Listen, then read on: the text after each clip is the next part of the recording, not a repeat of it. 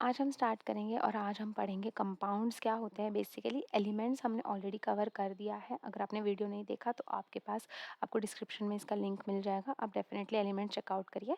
Compounds आज पढ़ेंगे detail में अच्छे से विथ जो भी एग्जांपल्स आपको दिए हुए हैं, राइट। तो अच्छे से देखना पूरी वीडियो, और पसंद आए तो डेफिनेटली लाइक करना। आपको आपके जो भी डाउट्स वगैरह होते हैं तो आप उसको कमेंट्स में भी पूछ सकते हो, राइट। चलो, so without any further delay let's get started and yes, let's start learning chemistry with me on ChemLearn.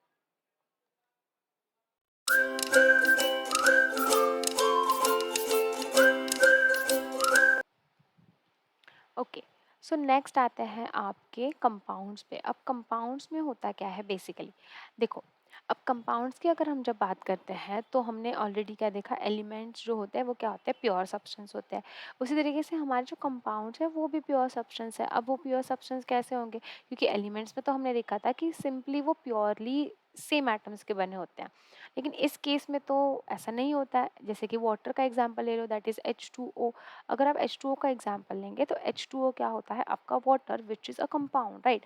तो ये प्योर सब्सटेंस कैसे हुआ, इसमें तो हाइड्रोजन और ऑक्सीजन के दो एटम्स है, राइट। तो यही होता है इसका main cheese, that is proportion. अब देखो, यहाँ पे एक वर्ड लिखा है, दैट इज डेफिनाइट प्रपोर्शन। अब डेफिनाइट प्रपोर्शन का मीनिंग क्या होता है, डेफिनाइट प्रपोर्शन मतलब आप समझो, जैसे कि आप हमें पता है कि हम इंडिया में वाटर पीते हैं, दैट इज H2।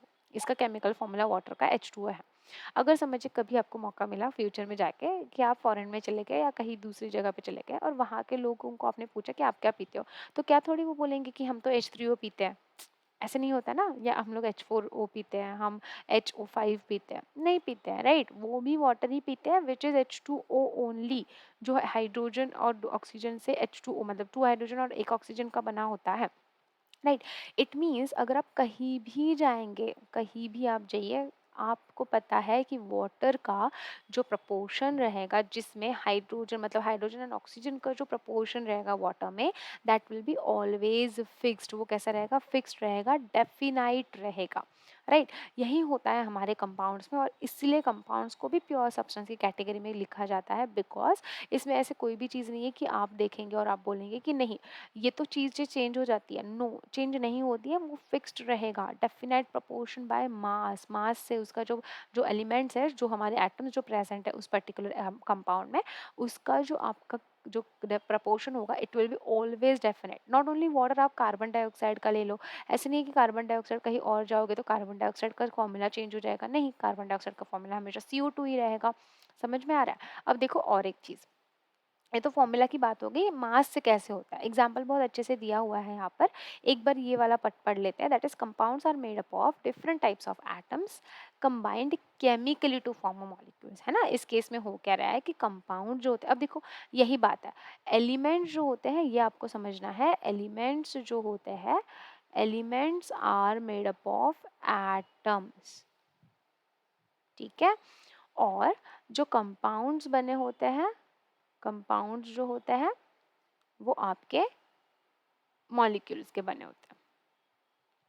अब मॉलिक्यूल जो है वो इंटर्न आते कहाँ से, आपके एलिमेंट से ही आता है। मतलब मॉलिक्यूल्स भी जो बन रहे हैं वो एलिमेंट से ही एटम बना के बना रहे हैं, राइट। बट जब मॉलिक्यूल्स बनते हैं, मतलब जैसे कि हमने ये तो आपको ग्रेप्स वाला एग्जांपल आपने देखा था, राइट। तो मैंने क्या बोला था कि जो पूरे ग्रीन ग्रेप्स है उसमें बस ग्रीन ही ग्रेप्स रहेंगे, तो वो पूरा एक एलिमेंट हो गया, पूरा बंच ऑफ ग्रेप्स। और जो एक ग्रेप है वो हो गया उसका एटम, जो बहुत सारे एटम उसमें प्रेजेंट है। तो बस यही चीज़ उसके साथ है, जैसे कि उसमें भी जो बंच हम बोल रहे थे, जो कि एलिमेंट था, ग्रेप्स का जो बंच था, जो एलिमेंट था, वो एलिमेंट नहीं होगा, वो कंपाउंड होगा इस केस में। और जो एक एक ग्रेप था वो होगा आपका मॉलिक्यूल। जैसे कि वाटर का एग्जांपल ले लो, अब ये है आपका वाटर का कंपाउंड, और ये बहुत सारे वाटर के मॉलिक्यूल से बना हुआ है। जैसे कि अगर आप एक पानी का ग्लास ले लो, ऐसे नहीं है ना कि इसमें इसमें बस एक ही H2O प्रेजेंट होगा, नहीं, ऐसे नहीं होता ना। ऐसे बहुत सारे H2O के मॉलिक्यूल्स उसमें प्रेजेंट होंगे, समझ में आ रहा है। बहुत सारे H2O के मॉलिक्यूल्स प्रेजेंट होंगे, छोटे छोटे, बहुत छोटे होते हैं डेफिनेटली। तो बहुत सारे H2O के मॉलिक्यूल्स प्रेजेंट होंगे, और जिससे आपका एक पूरा कंपाउंड बनेगा H2O। इस तरीके से इसको आप याद रख सकते हो, ठीक है। तो देखो, तो that's why smallest unit of a compound is molecule, है ना। तो स्मॉलेस्ट यूनिट मतलब सबसे छोटा यूनिट अगर कंपाउंड की बात करें तो वो हो गया आपका स्मॉलेस्ट यूनिट, जो हो गया वो होगा मॉलिक्यूल, है ना, क्योंकि मॉलिक्यूल से ही वो बने होते हैं, right. Next, properties of compounds are entirely different from those of its constituent elements. अब ये पॉइंट में इसका मीनिंग क्या है? The properties of compounds are entirely different from those of its constituent elements. इसका मतलब ये होता है, जैसे कि देखो वाटर का ही मैं एग्जांपल लेती हूँ। ऐसे तो आप देखेंगे ना, तो यहाँ पर वाटर एकदम ऑलरेडी डिटेल में डिस्कस किया हुआ है, लेकिन ना वाटर थोड़ा ईजी होता है समझने में, इसलिए मैं आपको बता रही हूँ। तो वाटर में देखो, अगर मैं बात करूँ ना, तो हाइड्रोजन और ऑक्सीजन होता है, ठीक है। जब ये अलग अलग है, ठीक है, जब ये हाइड्रोजन है ऑक्सीजन है, तब क्या होता है, जब आप हाइड्रोजन की बात करेंगे ना, सिर्फ हाइड्रोजन की बात, तो हाइड्रोजन गैस एक कंबस्टिबल गैस होती है, राइट। कंबस्टिबल गैस होना मतलब क्या है कि वो क्या करती है, बर्न हो सकती है, ठीक है, ये बर्न होती है, तो ये कंबस्टिबल गैस होती है, राइट। ये वाला पार्ट मैं रिमूव कर देती हूँ, ठीक है, एक सेकेंड ना। ओके, इसमें ये वाला जो पार्ट है इसको मैं हटा देती हूँ अभी के लिए। अच्छा, एक सेकेंड, वेट अ सेकेंड ना। I think there is some issue. Wait a second, I will write it down quickly. Wait. So basically क्या होता है, आपको ये समझ में आ जाएगा, राइट। सो देखो, और ये हो गया, आपका हाइड्रोजन जो गैस होता है वो कंबस्टिबल होता है, और यहाँ पे जो ऑक्सीजन होता है वो आपको पता है कि it's a supporter of combustion, है ना। ये क्या होता है, सपोर्टर होता है कंबशन का। मतलब क्या करेगा, अगर कहीं आग लगेगी और वहाँ पर अगर वो ऑक्सीजन होगा ना, तो और वहाँ पे आग बढ़ेगी वो। So it's a supporter of combustion. अब यहाँ पे देखो मतलब क्या एकदम आप बोल सकते हो मैजिक हो रहा है कि यहाँ पे हाइड्रोजन गैस भी बर्न हो सकती है, ऑक्सीजन तो बर्निंग को सपोर्ट करती है, लेकिन जब ये हाइड्रोजन और ऑक्सीजन आप देखेंगे दोनों साथ में मिलके आ रहे हैं, ठीक है, जब दोनों साथ में मिलके आ रहे हैं तो ये बना रहे क्या रहे हैं, आपका वाटर, जो कि है H2O। और जब अगर कहीं आग लगती है तो सबसे पहले आप क्या करते हो, वाटर ही वहाँ पे लेके जाते हो ना, उसको बुझाने के लिए, आग बुझाने के लिए। तो समझ में आ रहे हो, तो यहाँ पे समझ में आ रहे हो। तो इसका मीनिंग क्या है, इस लाइन का मीनिंग यही है कि द प्रॉपर्टीज ऑफ कंपाउंड, मतलब इसकी प्रॉपर्टीज इन दोनों के जो कॉन्स्टिट्यूएंट, मतलब ये दोनों जो कॉन्स्टिट्यूएंट एलिमेंट्स है जिससे ये वाटर बना हुआ है, कॉन्स्टिट्यूएंट एलिमेंट्स मतलब जो उसके अंदर प्रेजेंट है, तो उससे जो आपका ये कंपाउंड बना है उसकी जो प्रॉपर्टी वो कम्प्लीटली डिफरेंट होगी, कंप्लीट डिफरेंट हो जाएगी। हाइड्रोजन ऑक्सीजन जब अलग है तो कंप्लीट डिफरेंट है, और साथ में आ जाएंगे तो कंप्लीटली डिफरेंट हो जाएगा। वही एग्जांपल आपका यहाँ पे सोडियम क्लोराइड का भी दिया हुआ है, that is sodium and chlorine के बने होते हैं। अब इनका जो केमिकल कॉम्बिनेशन होता है, जो हमने डेफिनेट प्रोपोर्शन बाय मास देखा, वो होता है 23/35.5 बाय मास, ठीक है। तो इनका जो मास होता है NaCl, that is sodium chloride, वो होता है 23:35.5। Na का होता है 23, Cl का होता है 35.5। ये हमेशा चेंज, मतलब सेम रहेगा, कभी चेंज नहीं होगा। अब आते हैं इनकी प्रॉपर्टीज को समझते हैं। देखो कि सोडियम क्लोराइड तो हमारा सॉल्ट है, हमें पता है कि हम उसको खाने में डालते हैं, राइट। लेकिन अगर आप सोडियम के अलग से बात करोगे तो सोडियम एक soft and highly reactive metal होता है। ये बहुत इंपॉर्टेंट है, ये हाईली रिएक्टिव है। अगर इसको आप वाटर, मतलब इसको इसलिए पता है आपको, आपको पता ही होगा मोस्ट ऑफ द स्टूडेंट्स को, कि इसको केरोसिन में रखा जाता है, राइट। केरोसिन में रखा जाता है। ऐसे तो ये क्वेश्चन मुझे पूछना चाहिए था कमेंट के लिए, है ना, बट चलो मैंने बता दिया आंसर। तो केरोसिन में रखा जाता है सोडियम को, क्योंकि अगर वो ऑक्सीजन के, मतलब आपके एयर के या आपके वाटर के आपके कनेक्शन में आता है या रिएक्ट होता है ना, तो तुरंत से इसका मतलब ये हाईली रिएक्टिव होता है, तो आग पकड़ने की मतलब आग पकड़ सकता है, तो इसीलिए इसको केरोसिन में रखा जाता है। तो सोडियम एक सॉफ्ट मेटल होता है। सॉफ्ट मतलब आप उसको नाइफ से भी कट कर सकते हो, इतना सॉफ्ट। ऐसे देखा जाए तो सोडियम की प्रॉपर्टी, मतलब सोडियम मेटल है तो वो हार्ड होना चाहिए, लेकिन ये एक एक्सेप्शन होता है सोडियम का, कि सोडियम आपका सॉफ्ट होता है, right.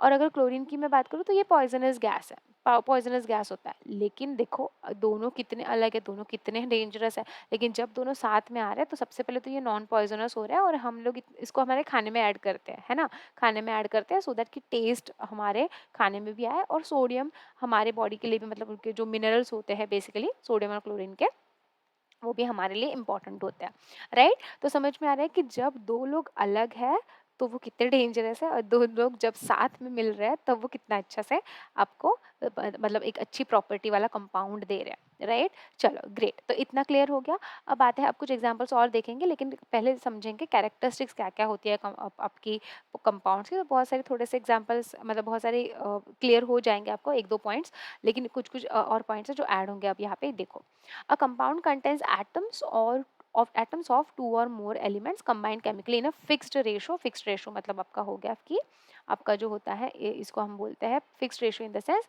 Definite proportion, right. Yes, सो डेफिनेट प्रोपोर्शन आप इसको बोलेंगे। सेकंड पॉइंट है, ये तो फर्स्ट पॉइंट तो इजी है क्योंकि हमने ऑलरेडी देख लिया है। नेक्स्ट पॉइंट क्या है, they are pure and homogeneous. अब प्योर एंड होमोजीनियस का मीनिंग यहाँ पर क्या होता है? प्योर तो पहले समझ में आ ही गया। होमोजीनियस मतलब क्या होता है कि एक ही, मतलब आपको ऑलरेडी मैंने जो बोला कि बिल्कुल भी अगर आप देखोगे तो वो प्योर कंपाउंड होता है, तो वो आपको कभी भी ऐसे अलग नहीं दिखेंगे, है ना? वाटर को अगर आप वाटर देखेंगे सामने तो आप ऐसे नहीं बोलेंगे कि हाँ मैम ये ना हाइड्रोजन है इसमें और ये ऑक्सीजन है, नहीं ऐसे नहीं बोलते हैं ना आप तो पूरा बोलेंगे कि ये वाटर ही है मैम, राइट? तो इसी को आप होमोजेनियस बोल रहे हैं कि वो एक ही होते हैं। फर्स्ट ऑफ ऑल एकदम अच्छे से होमोजेनियस होते हैं, एकदम अच्छे से मिक्स्ड रहते हैं। मिक्स्ड मिक्स नहीं बोल सकते क्योंकि कंपाउंड है ना, तो कंपाउंड के लिए मिक्स्ड वर्ड यूज करना रॉन्ग हो जाएगा। लेकिन इतना समझ लो कि मैंने जैसे आपको बोला कि वाटर आपको मैंने हाथ में दिया तो आप नहीं मुझे निकाल के देंगे कि मैम ये हाइड्रोजन है या ऑक्सीजन है, राइट? तो आप उसको डिस्टिंग्विश नहीं कर पाते हो, राइट? तो प्रॉपर वो एकदम अच्छे, इतना अच्छे से साथ में रहता है, right? So now all samples of pure compound have identical definite physical and chemical properties, yes। तो जो आपकी कंपाउंड्स होती हैं उनकी फिजिकल एंड केमिकल प्रॉपर्टीज जो होती है वो डेफिनाइट होती है, राइट? तो ये भी डेफिनेटली, क्योंकि वो एक प्योर सब्सटेंस है, उनकी प्रॉपर्टीज डेफिनाइट ही होंगी। वाटर का बॉइलिंग पॉइंट, मेल्टिंग पॉइंट आपको पता है, इट इज आप वाटर का जो बॉइलिंग पॉइंट होता है वो 100 डिग्री सेंटीग्रेड होता है, वो हमेशा होगा। वो आइस का मेल्टिंग पॉइंट हमेशा 0 डिग्री होगा, ये आपको पता है ऑलरेडी, राइट? क्यों? ये क्यों हम लोग फिक्स बोलते हैं? क्योंकि ये कंपाउंड्स है, कंपाउंड्स की ये चीज़ें फिक्स होती है। कंपाउंड्स मतलब ऐसे होते हैं ना कि एकदम, हाँ, कि एकदम राजा टाइप, जैसे मैंने आपको एलिमेंट्स के बारे में भी बताया था, तो वो भी उनका भी फिक्स होता है सारा चीज़। तो डेफिनाइट मेल्टिंग पॉइंट होता है और बॉइलिंग पॉइंट भी डेफिनाइट होता है। नेक्स्ट आते हैं the constituents of compound from which it is made and can be separated only by chemical methods. हाँ, ये बहुत इंपॉर्टेंट पॉइंट है जो मैंने आपको बताया था ना कि वाटर में मैं हाइड्रोजन और ऑक्सीजन को ऐसे नहीं है कि मैं हाथ से निकाल के बोल दूँ कि हाँ मैम ये हाइड्रोजन है या ऑक्सीजन है। ऑल्सो अगर मैं वाटर को बॉईल करती हूँ तो बॉईल करने के बाद भी ऐसा नहीं है कि हाइड्रोजन अलग हो जाएगा वाटर अलग हो जाएगा, नहीं। किसी भी फिजिकल मेथड से आप, किसी भी फिल्ट्रेशन से भी, आप अगर फिल्ट्रेशन ले लो तो फिल्ट्रेशन करेंगे तो आपने स्ट्रेनर ले लिया और आपने वाटर को पास कर दिया और आपने बोल दिया कि हाँ अब ऊपर आ गया ऑक्सीजन, नीचे आ गया हाइड्रोजन, नहीं ऐसे नहीं होता। तो मैं ज़्यादातर वाटर का एग्जांपल इसलिए ले रही हूँ कि आपको समझने में आसानी हो चीज़ों को। तो ये होता है। तो फिजिकल मेथड से, किसी भी फिजिकल मेथड से आप कंपाउंड्स को सेपरेट नहीं कर सकते। You only need the chemical method, जिसमें अगर मैं वाटर के लिए बात करूँ, केमिकल मेथड मतलब कुछ केमिकल आपको, मतलब केमिस्ट्री लैब में जाके मतलब ऐसे आपको करना पड़ जाएगा, कोई मेथड करनी पड़ेगी, थोड़ी बड़ी सी मेथड। जैसे वाटर में से हाइड्रोजन और ऑक्सीजन को अलग करने के लिए आपके पास मेथड है जो कि है इलेक्ट्रोलाइसिस। ठीक है, इलेक्ट्रोलाइसिस। इलेक्ट्रोलाइसिस में आप इलेक्ट्रिसिटी का यूज करके हाइड्रोजन एंड ऑक्सीजन को अलग करते हैं। इसको डिटेल में पढ़ेंगे जब भी इलेक्ट्रोलाइसिस का कभी चैप्टर आएगा, राइट? अभी के लिए ये सब जो ये हो गया। अब बाकी जितने पॉइंट्स ये सारे हमने हैं वो कवर कर लिए हैं। एग्जाम्पल्स अगर आप देखो ना तो एग्जाम्पल इसमें बहुत सारे देंगे आपको, कि जिसमें आपको बताएंगे कि मर्क्यूरिक ऑक्साइड है, जैसे देखो तो हाइड्रोजन सॉरी आपका मर्क्यूरी और ऑक्सीजन का बना हुआ है, राइट? और अगर आप इन दोनों को, आप देखो यहाँ पे लिखा हुआ है कि on heating mercuric oxide these two elements get separated which is not possible by physical method. तो यहाँ पे जो मैंने वाटर का एग्जांपल दिया, जिसमें मैंने आपको इलेक्ट्रोलाइसिस का एग्जांपल दिया, तो यहाँ के केस में आपको ये एग्जांपल दिया है मर्क्यूरी ऑक्साइड का, मर्क्यूरिक ऑक्साइड का। तो इसको हीट करके हो जाता है, मतलब वाटर के केस में आप नहीं कर पाएंगे ये चीज़, लेकिन इसमें कर पाते हैं आप। ठीक है, तो ये एक हो गया फिजिकल मेथड। मतलब क्या है कि जैसे कि आप समझ लो कि फिल्टर ले लिया, फिल्ट्रेशन कर लिया, या ऐसा कोई चीज़ करके आप सेपरेट उसको नहीं कर पाते। नेक्स्ट है, during the formation of compound energy is either absorbed और लिबरेटेड। तो या तो जब भी कंपाउंड का फॉर्मेशन होगा, क्योंकि एक वो बहुत ही मतलब प्योर सब्सटेंस यहाँ पे फॉर्म हो रहा है, तो इस केस में या तो हीट एब्जॉर्ब होगी या तो लिबरेट होगी। जैसे कि कार्बन डाइऑक्साइड का एग्जांपल यहाँ पे दे दो, कार्बन और ऑक्सीजन एक दूसरे के साथ मिक्स होंगे, in that case carbon dioxide यहाँ पर बन रहा है। At the same time here the liberation of heat energy is also taking place. ठीक है, एक हीट एनर्जी बाहर निकलती है। अब एक होता है हीट एनर्जी बाहर निकालना, एक है कि वो कंपाउंड से वो चीज़ें ले लेते हैं, तो वो उस केस में वो होता है इनसाइड, मतलब क्या होता है, हीट एब्जॉर्ब होती है, राइट? लिबरेट होना मतलब क्या, कि बाहर चली जाना, और एब्जॉर्ब होना मतलब अंदर आना, है ना? तो अंदर आ रही है मतलब किसके अंदर आ रही है? अंदर आ रही है इन जो आपके N2O2 दिए हुए है ना, इसके अंदर आ रही है। ठीक है, एक सेकेंड,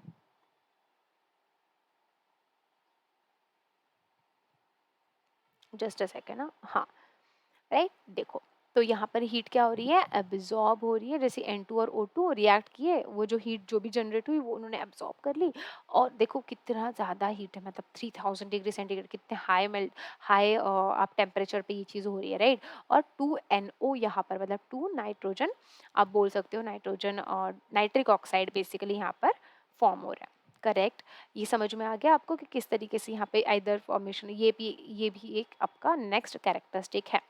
लास्ट कैरेक्टरिस्टिक ये है कि कंपाउंड्स हैव डेफिनाइट केमिकल फॉर्मूले रिप्रेजेंटिंग देयर मॉलिक्यूल्स, और हमें ऑलरेडी पता है कि उनके डेफिनाइट केमिकल फॉर्मूलेज भी होते हैं, जो मैंने बताया कि वाटर है तो वाटर का फॉर्मूला हमेशा स्टोर रहेगा, चेंज नहीं होगा। Similar same with the sodium oxide, same with the sulphuric acid, जितने भी कंपाउंड्स है सबके साथ ये सेम फॉर्मूला अप्लाई होगा, राइट। और कुछ एग्जाम्पल समझते हैं। वाटर का एग्जाम्पल है, ऑलरेडी हमने देखा हुआ है, तो एक बार मैं फिर से आपको रिपीट करके बताती हूँ। Water is a compound made up of 2 elements, hydrogen और oxygen, chemically combined with 1/8 ratio by mass. अब आप तो बोलेंगे कि मैम हाइड्रोजन तो यहाँ पे 2 है और ऑक्सीजन तो यहाँ पे O है, तो ये पॉइंट कैसे आया। ऑल्सो कि हम लोग ने सोडियम और क्लोरीन के लिए भी देखा, तो इस केस में ऐसे कैसे हम बोल रहे हैं, तो ये समझो कि हम मास की बात कर रहे हैं यहाँ पर, ठीक है। What we are talking about is, we are talking about mass, ठीक है। हम किसकी बात कर रहे हैं, मास की बात कर रहे हैं। अब मास इन द सेंस व्हाट, जैसे कि देखो मैं यहाँ पे बता रही हूँ, ये वाला ना पार्ट आई थिंक आपने बहुत सारे जो बच्चों ने लिखा होगा, तो मैंने ये हटा देती हूँ सारा, ये पूरा जितना मैंने पार्ट अभी दिया है ना सारा हटा दे रही हूँ, ठीक है। एक सेकेंड, हाँ तो ये वाला तो नहीं जा रहा है अभी, अच्छा हाँ राइट, इसलिए ये नहीं जा रहा था। ओके ओके, समझ गई, कुछ है इशू है, मैं बता नहीं सकती अभी, लेकिन एक प्रॉब्लम की वजह से ये नहीं जा रहा है, इसको बाद में हटा दूंगी मैं। देखो अब मास की बात समझते हैं। मास क्या होता है, जैसे कि हाइड्रोजन होता है, ऑक्सीजन होता है। हाइड्रोजन का जो मास होता है, एटॉमिक मास, आपने एटॉमिक स्ट्रक्चर में पढ़ा हुआ है, इट इज 1।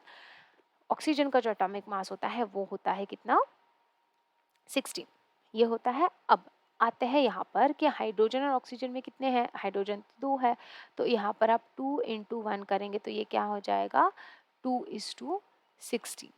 इसको अगर आप सिंप्लीफाई करोगे, आप कर सकते हो सिंप्लीफाई, है ना, 2 यहाँ से मतलब जा सकता है ना इसको डिवाइड करके, तो it will be 1:8, right, sorry 1:8, not 18, 1:8 हो जाएगा यहाँ पर,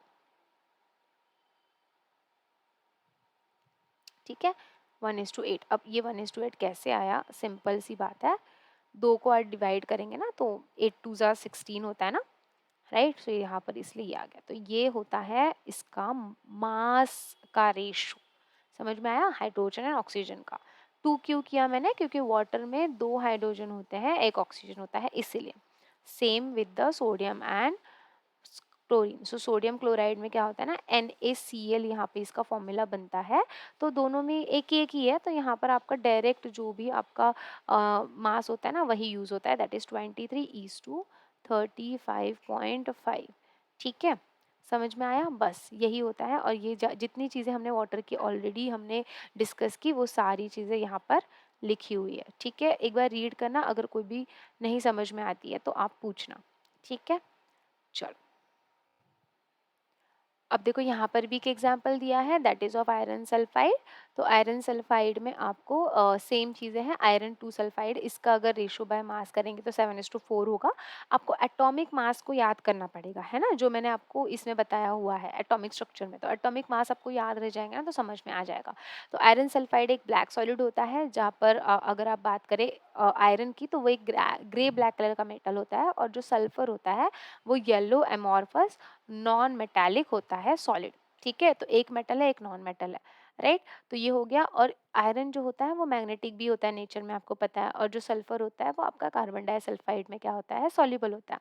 अब ये हम क्यों पढ़ रहे हैं, इसीलिए कि ये पता करने के लिए कि इनके कॉन्स्टिट्यूएंट एलिमेंट्स की क्या प्रॉपर्टी है। और जब हम लोग आयरन सल्फाइड की बात करें, तो आयरन सल्फाइड एक तो मैग्नेटिक भी नहीं होता है, दो उसमें आयरन है तो भी ऑल्सो वो सॉल्युबल भी नहीं होता है कार्बन डाइसल्फाइड में। तो वो जो पॉइंट हमने देखे है ना, कि जिसमें हमने देखा कि properties of compound are entirely different from those of its constituent elements, बस इसी पॉइंट को हम लोग क्या कर रहे हैं फिनिश, राइट। अब आते हैं यहाँ पर, दैट इज केमिकल फॉर्मुलेस। अब ये वाला जो पार्ट है, मैंने जो रिवीजन सीरीज़ स्टार्ट की थी उसमें मैंने आपको एटॉमिक स्ट्रक्चर में केमिकल फॉर्मूलेज़ कैसे लिखते हैं इसके ऊपर ऑलरेडी वीडियो बनाई हुई है। रिवीजन सीरीज़ में एटॉमिक स्ट्रक्चर का वीडियो देख लेना, ज़्यादा लंबा वीडियो नहीं है, 1 आवर में हो जाएगा, लाइक 1 आवर 20 मिनट्स ऐसा है कुछ। तो आपको पूरा समझ में आ जाएगा कि कंपाउंड्स के फॉर्मूलेज़ कैसे लिखते हैं। इवन मैंने रिएक्शंस भी लिखे हैं उसमें, मतलब केमिकल रिएक्शंस भी कैसे लिखते हैं वो भी आपको समझाया है, राइट? तो ये वाली चीज़ें कंप्लीट करा, उससे आपको ये सारे एग्जांपल्स डेफिनेटली याद हो जाएँगे, किस तरीके से हम लोग बनाते हैं हमारे फॉर्मूलेज़। ठीक है? ये सारी चीज़ें ठीक है। ओके, सो आपने अब तक ये समझ लिया कि कंपाउंड्स क्या होते हैं। अब थोड़ा-सा एक्सरसाइज़ देख लो कि एक्सरसाइज़ में डेफिनिशन तो डायरेक्टली जो टेक्स्ट बुक में है वो आप याद कर सकते हो। 2 एग्ज़ाम्पल्स हमने देखे एलिमेंट्स के कौन से हैं, सारे एग्ज़ाम्पल्स मैंने आपको दिए हैं, याद रखने के तरीके बताए हैं। डिफरेंशिएट बिटवीन आपको pure and impure, homogeneous and heterogeneous, इसके ना अगर आपको चाहिए, जैसे कि मैंने ना आपको पिछली बार भी पूछा हुआ है कि if you want exercise to be solved by me please let me know, जिससे कि आपको जो जो बच्चे बोलते हैं कि नोट्स चाहिए, तो बेसिकली नोट्स का है मेरा कि मैं आपको पहले तो समझाऊँ, तो उसके बाद ही तो आपको नोट्स समझ में आएँगे ना। आपको खुद से लिखने हैं नोट्स बेसिकली। आप अगर खुद से लिखेंगे, खुद के ओन वर्ड्स में लिखेंगे तो एग्ज़ाम के पहले आपको हेल्प हो जाएगी। बट अदरवाइज़ ऑल्सो अगर आपको चाहिए तो प्लीज़ लेट मी नो कि उसमें मैं, मतलब अगर नोट्स चाहिए ना तो उसमें मैं ये वाले नोट्स का पार्ट नहीं कवर करूँगी। What I will do is exercise के आपको सॉल्यूशंस प्रॉपर्ली दे दूँगी। लेकिन मोस्ट ऑफ द टाइम्स वो तो अवेलेबल भी हो जाते हैं नेट पे। अगर आपको चाहिए, आपको एक्सप्लेनेशन चाहिए तो प्लीज़ लेट मी नो। अगर नहीं चाहिए, आप अच्छे से खुद से कर सकते हो, दैट्स रियली ग्रेट। लेकिन अगर चाहिए तो आप पूछ सकते हो, आप मुझे कमेंट में बता देना। ठीक है? चलो, सो अपने कंपाउंड्स का पार्ट कवर कर लिया है। अब हम लोग नेक्स्ट वीडियो में मिक्सचर्स कंप्लीट करेंगे या मिक्सचर्स का पूरा पार्ट कवर कर देंगे। ओके, अभी के लिए इतना एलिमेंट्स एंड कंपाउंड्स हमने कर लिया है। अब मिक्सचर का पार्ट सिर्फ बाकी है, तो वो करेंगे नेक्स्ट वीडियो में। और आप लोग डेफिनेटली सपोर्ट करना और बाकी जो भी चीज़ें हैं कमेंट्स में लिखना। ठीक है? चलो, so thank you so much for watching. Bye everyone.